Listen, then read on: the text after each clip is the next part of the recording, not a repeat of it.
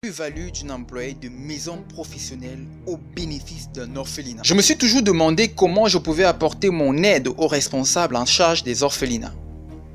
C'est ainsi qu'au cours d'un repas, un ami aborda un problème qu'il rencontra et je vis en cela une opportunité pour mes sœurs orphelines.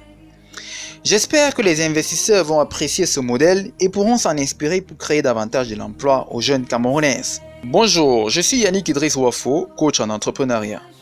Un matin, alors que j'avais une réunion importante avec mes responsables hiérarchiques au travail, il fallait que j'arrive très tôt au boulot, ma femme travaillant aussi et n'ayant pas de moyens de locomotion comme moi, j'avais pris la décision d'attendre la femme de ménage qui devait assurer la garde des enfants avant de vaquer à mes occupations. La surprise et la nervosité s'étaient emparées de moi lorsque, constatant 1 heure de retard, la nounou n'était toujours pas là. Je manquais ainsi la réunion importante où je devais faire une importante communication qui devait faire gagner à ma boîte beaucoup d'argent. Tellement énervé et en retard à ma réunion, je sautais rapidement dans ma voiture pour me rendre au travail. À cause du manque de professionnalisme de cette jeune femme, je reçus une demande d'explication de mon directeur général. Je ne voudrais pas partager avec vous ici la fureur qui fut la mienne à ce moment-là. Toute la journée au boulot, j'avais pris la décision de la virer. Mais au même moment, je pensais à la peine que mon épouse et moi avions eue lorsque nous cherchions une ménagère sérieuse. Je devins tout à coup confus. Tel est l'extrait de la causerie que j'avais eue avec mon ami Yves et à l'issue de laquelle il me vient une idée lumineuse de transformer sa situation en une opportunité d'affaires intéressante. Le problème était grave si je m'en tenais seulement aux commentaires des femmes et hommes mariés autour de nous qui avaient suivi l'histoire racontée par mon ami Yves. Et il ressort que plusieurs couples ou personnes salariées font face de manière générale à ce type de situation. Et dans le choix ou la sélection des employés de maison, la condition primordiale à remplir se situe au niveau de l'assiduité ou le respect scrupuleux des horaires d'arrivée et de départ. Je ne voudrais pas mentionner d'autres aspects aussi essentiels tels que la propreté, l'obéissance, la capacité à materner les enfants et j'en passe. Comment donc venir à bout de ce problème? J'ai donc conçu un modèle économique adapté à ce cas précis.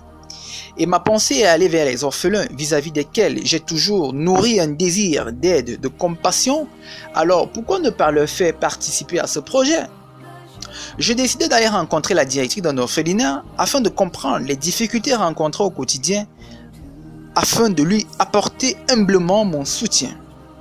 Il se trouve que dans cet orphelinat, certaines filles oisives avaient le profil pour exercer l'activité d'employé de maison. Et j'ai expliqué mon plan à la directrice qui m'a fait confiance et m'a laissé le mettre à exécution. Je leur ai offert l'opportunité d'avoir une plus-value et de faire la différence avec le commun des employés. Plus précisément, elles ont reçu des formations pointues sur les aptitudes à détenir pour pouvoir tenir une maison de manière professionnelle. Une fois cette étape franchie, ma stratégie de communication a ciblé les prêtres et les pasteurs pour faire passer le message auprès des personnes intéressées. Au total, 20 filles avaient bénéficié de cette formation et étaient prêtes pour l'emploi. Le montant de 60 000 francs CFA était le prix à payer pour avoir une ressource professionnelle qualifiée, gage d'une assurance et d'une tranquillité pour les parents. Le résultat fut phénoménal. Une semaine plus tard, avec l'aide des hommes de Dieu, nous avons reçu une précommande de toutes nos 20 filles par les fidèles de ces églises. On peut tous comprendre pourquoi. Je vous laisse un peu réfléchir. Ainsi que je l'ai dit au départ, ma pensée est allée pour les jeunes filles oisives de l'orphelinat. Et logiquement, les retombées d'une telle action ont été réparties de la manière suivante.